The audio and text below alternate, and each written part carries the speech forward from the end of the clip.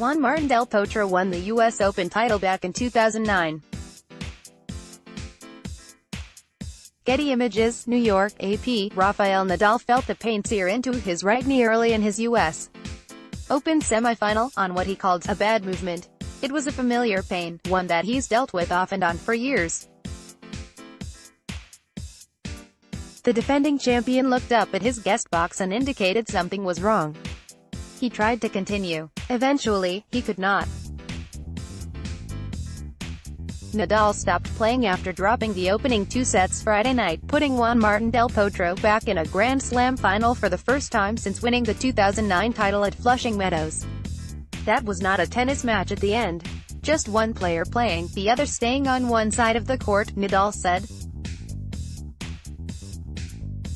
I hate to retire, but staying one more set out there, playing like this would be too much for me. Del Potro was leading 7-6, 3, 6-2 after 2 hours of play when Nadal shook his head and said he had to stop.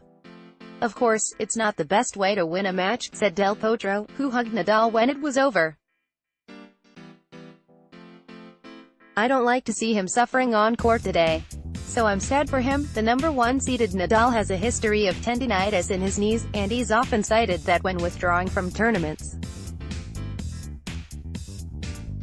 He was visited by a trainer at the changeover after the match's seventh game and tape was applied below the joint. At the next changeover, though, Nadal pulled off the tape. After the third game of the second set, he had a medical timeout so the trainer could massage his right leg and once again apply tape.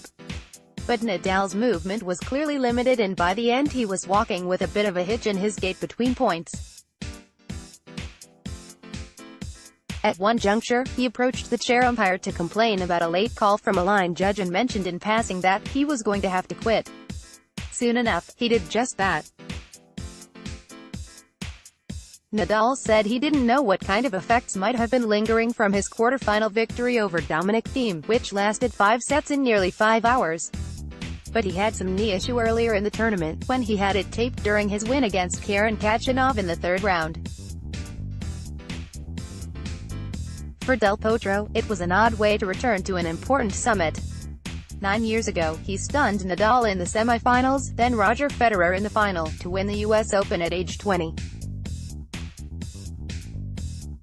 He was considered a rising star at the time, but a series of wrist operations, 1 on his dominant right arm, and 3 on his left, slowed his career and kept him out of 2.5 years' worth of major tournaments. He has returned to the height of his powers and the height of his sport, up to a career-best number 3 in the rankings. It means a lot to me, Del Potro said.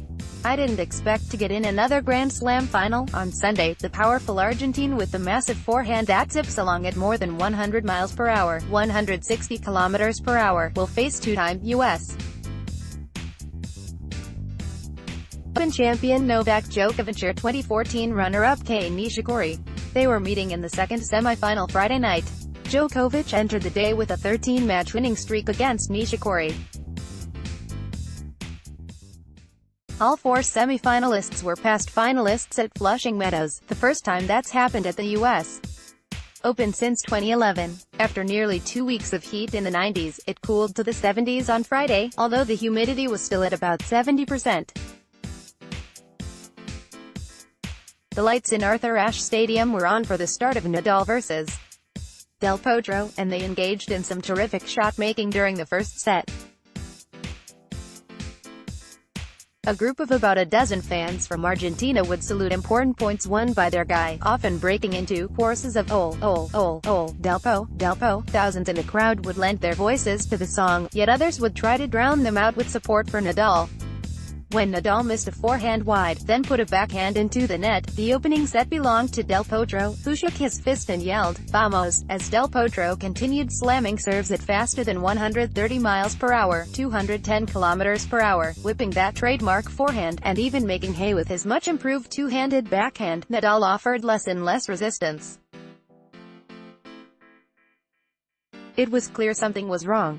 He even barely took any time between points while serving, and he's known as one of the slowest guys on tour.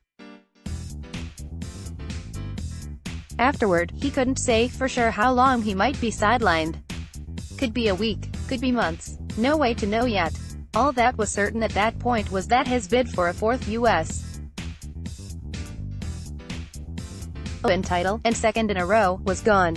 As was his try for an 18th Grand Slam trophy overall as he tries to catch up to Federer's 20, the record for men.